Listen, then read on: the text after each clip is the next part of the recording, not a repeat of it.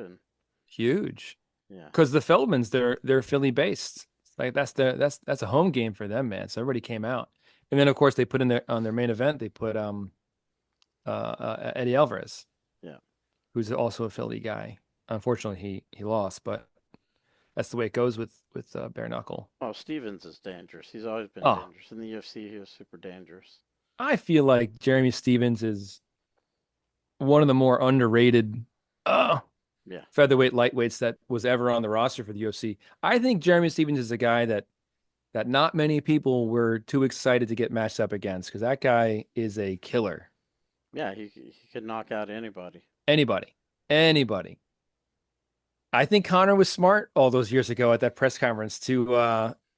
to reply to Jeremy Dismiss Stevens' him. call out and say, "Who the fuck is that guy?" Yeah, right. I mean, look, Prime Connor is I think beats anybody, including Jeremy Stevens back then. But Jeremy Stevens is no freaking joke. And he hasn't gone anywhere, man, in terms of his physique, his conditioning, his skills. And he put it on display this past weekend. And he knocked out a great guy in Eddie Alvarez. Right. And it kind of makes it where boxers have struggled a little bit in these events because the rules are very different. Mm-hmm. And I had DeMarcus Corley. He fought Floyd Mayweather. He fought all kinds of guys, great fighters, and he fought in bare knuckle, and he was winning his fight, but I think he got injured or something. Mm.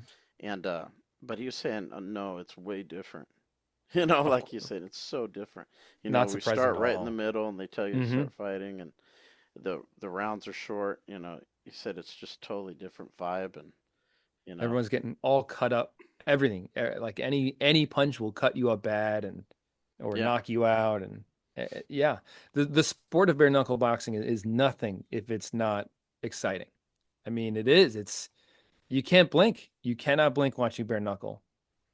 And hey, shout out to Jeff Houston, man, bare knuckle ring announcer guy. Uh, one of the best sets of pipes in the business, man. Jeff Houston, bow down to that man. So, what do you think some of the stories are coming out of that? I know you said you had some things that you think set up some storylines or whatever.